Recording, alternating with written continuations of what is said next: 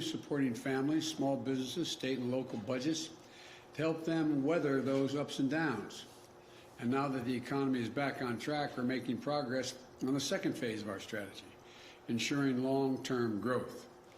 That's what my Build Back Better agenda, including my Americans Family Plan and the bipartisan infrastructure agreement we reached last month, that's what they're all about, long-term. But to keep our country moving, we have to take another step as well. And I know you're all tired of hearing me during the campaign and since I've elected president, talk about it. And that's bringing fair competition back to the economy.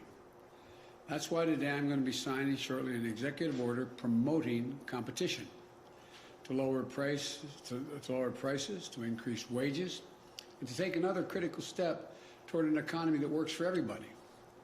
The heart of American capitalism is a simple idea: open and fair competition. That means that if your companies want to win your business, they have to go out and they have to up their game. Better prices and services, new ideas and products. That competition keeps the economy moving and keeps it growing. Fair competition is why capitalism has been the world's greatest force of prosperity and growth. By the same token, competitive economy means companies must do everything they do to compete for workers, offering higher wages, more flexible hours, better benefits. But what we've seen over the past few decades is less competition and more concentration that holds our economy back. We see it in big agriculture, in big tech, in big pharma. The list goes on. Rather than competing for consumers, they are consuming their competitors. Rather than competing for workers, they're finding ways to gain the upper hand on labor. And too often, the government has actually made it harder for new companies to break in and compete. Look at what that means for family budgets. Take prescription drugs. Just a handful of companies control the market for many vital medicines, giving them leverage over everyone else to charge whatever they want. As a result, Americans pay 2.5 times more for prescription drugs than in any other leading country. And nearly 1 in 4 Americans struggles to afford their medication. Another example, hearing aids. Right now, if you need a hearing aid, you can't just walk into a pharmacy and pick one up over the counter. You have to get it from a doctor or a specialist.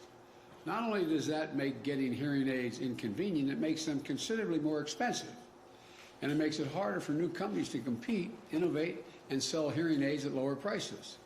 As a result, a pair of hearing aids can cost thousands of dollars. That's a big reason why just 1 in 7 Americans with hearing loss actually use a hearing aid. Another example, internet services.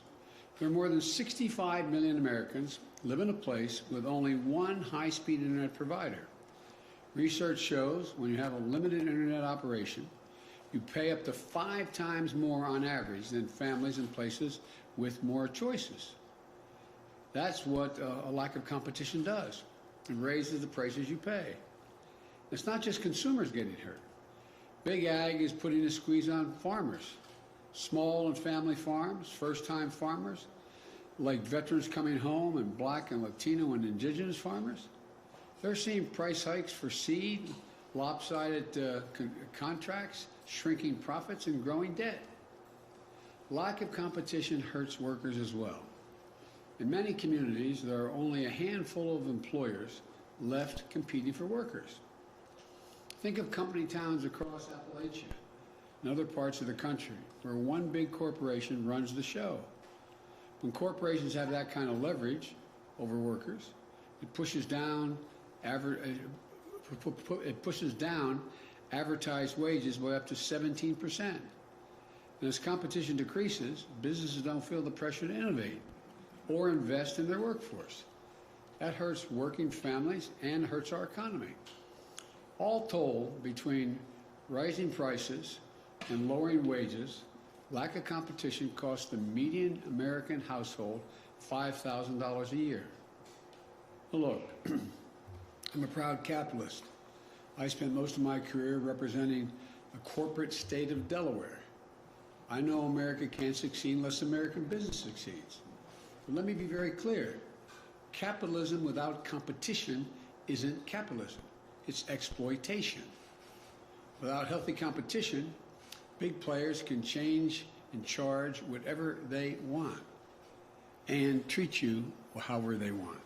And for too many Americans, that means accepting a bad deal for things that you can't go without. So, we know we've got a problem, a major problem, but we also have an incredible opportunity. We can bring back more competition to more of the country, helping entrepreneurs and small businesses get in the game, helping workers get a better deal, helping families save money every month. Good news is we've done it before. In the early 1900s, President Teddy Roosevelt saw an economy dominated by giants like Standard Oil and J.P. Morgan's railroads. He took them on, and he won. And he gave the little guy a fighting chance. Decades later, during the Great Depression, his cousin Franklin Roosevelt saw a wave of corporate mergers that wiped out scores of small businesses, crushing competition and innovation. So he ramped up antitrust enforcement, eightfold in just 2 years, saving families billions in today's dollars and helping set the course for sustained economic growth after World War II. He also called for an economic Bill of Rights, including, quote, the right of every businessman, large and small, to trade in an atmosphere of freedom from unfair competition and domination by monopolies, end of quote. Between them, the two Roosevelts established an American tradition, an antitrust tradition. It's how we ensure that our economy isn't about people working for capitalism, it's about capitalism working for people. But over time, we've lost the fundamental American idea that true capitalism depends on fair and open competition. 40 years ago, we chose the wrong path, in my view, following the misguided philosophy of people like Robert Bork and pull back on enforcing laws to promote competition. We are now 40 years into the experiment of letting giant corporations accumulate more and more power. And what have we gotten from it? Less growth, weakened investment, fewer small businesses. Too many Americans who feel left behind. Too many people who are poorer than their parents. I believe the experiment failed. We have to get back to an economy that grows from the bottom up and the middle out. The executive order I'm soon going to be signing commits the federal government to full and aggressive enforcement of our antitrust laws. No more tolerance for abusive actions by monopolies. No more bad mergers that lead to mass layoffs, higher prices, fewer options for workers and consumers alike. My executive order includes 72 specific actions. I expect the federal agencies, and they know this, to help restore competition so that we have lower prices, higher wages, more money, more options, and more convenience for the American people. Today, I want to focus on 3 specific actions. First, the FDA, the Food and Drug Administration. We're going to work with states and tribes to safely import prescription drugs from Canada. That's just one of many actions in the executive order that will lower prescription drug prices. Second, the FDA is going to issue rules so that hearing aids can be sold over the counter. That's something the last administration was supposed to have done but didn't do. We're going to get it done. After these rules go into effect, a pair of hearing aids could cost hundreds of dollars, not thousands. And you'll be able to pick them up at your local drugstore. Third, we're going to improve competition for workers. I've talked a lot about non-compete agreements, contracts that say you can't take another job in your field even if you get a better deal. I made a speech, I was just reminiscent with my staff, back in 2018 at the Brookings Institution, where I talked about the non-compete clauses that were just, I found to be absolutely ridiculous, but how prevalent they were throughout industries. At least 1 in 3 businesses require their workers to sign a non-compete agreement. These aren't just high-paid executives or scientists who hold secret formulas for Coca-Cola so Pepsi can't get their hands on it. The recent study found 1 in 5 workers without a college education is subject to non-compete agreements. They're construction workers, hotel workers, disproportionately women and women of color. Think of the 26-year-old employee at a company. She's a star worker, but she isn't being treated right. She's underpaid, passed over for promotions. Competitor across the street knows it, but wants to bring her in at a higher wage, but she can't do it. Her company threatens legal action over a non-compete clause she had to sign in order to get hired in the first place. She can't afford a lawyer for help, so she's locked in. Imagine if you're in her shoes. You'd feel powerless, disrespected, bullied, trapped. That's not right. Workers should be free to take a better job if someone offers it. If your employer wants to keep you, he or she should have to make it worth your while to stay. That's the kind of competition that leads to better wages and greater dignity of work. Look, I'm not going to go into it now, but I used to, there's non-compete clauses or people running the machines that lay down asphalt. If in fact you get offered a job and you have you're in Arkansas doing it, a lot of specific examples, you can't take a job in West Texas to do it. What in the hell does that have to do with anything? No, I'm serious. Or there were clauses in McDonald's contracts. You can't leave Burger King to go to McDonald's. Come on. Is there a trade secret about what's inside that patty? No, but I'm serious. I don't know whether you do know. I didn't know till 5 years ago the incredible number of non-compete clauses for ordinary people who is done for one reason: to keep wages low. Period. Look, my executive order calls on the FTC to ban or limit non-compete agreements. Let workers choose who they want to work for. I'm also calling on the FTC to do away with certain occupational licensing requirements. You realize if you braid hair and you move from one state to another, sometimes you have to do a 6-month apprenticeship, even though you've been in the business for a long, long time. What's that all about? Military families, for example, they're often on the move between states with each new assignment. So you have a woman in the military, her husband's following her, or vice versa. Guess what? If you're a plumber, you have to get a different license when you move from Delaware to Missouri. Look, it can't be a significant burden to get a new license in a new home state. That burden can't be around anymore. It takes time and it takes money. It takes a toll on families' income while you're waiting. We should remove that barrier, providing more mobility, more opportunity, higher wages for families on the move. This is something that my wife Jill has worked on together with Michelle Obama through the Joining Forces Initiative for the military. We're going to keep that moving. We're going to get it done with an executive order. Let me close with this. Competition works. We know it works. We've seen it work when it exists.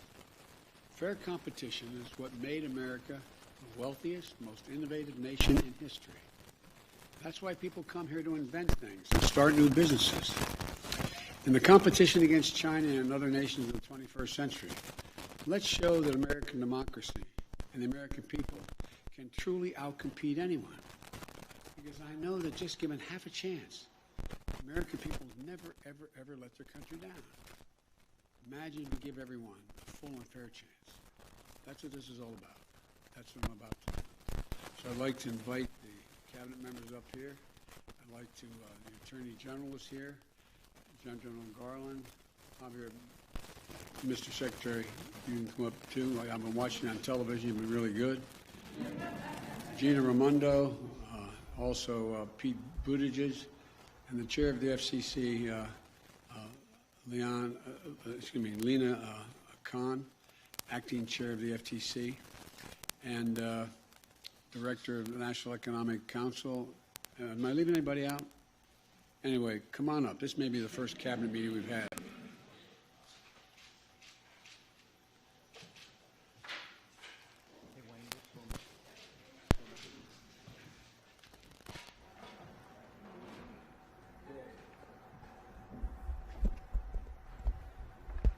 Voting competition in American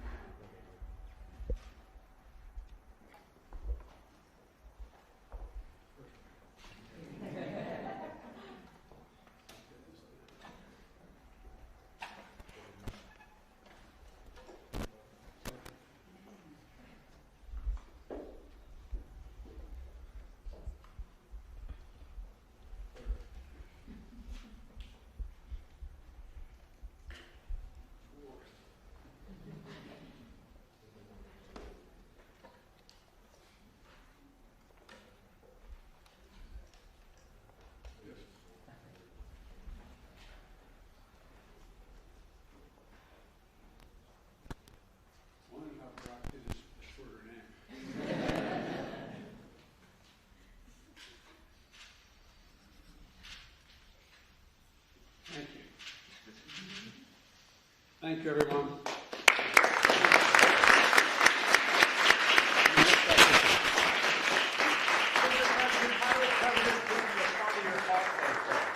How did President Putin respond to your call today, sir?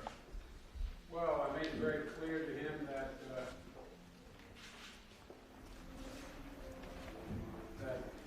the United States expects when a ransomware operation is coming from his soil, even though it's not sponsored by the state, we expect them to act if we give them enough information to act on who that is.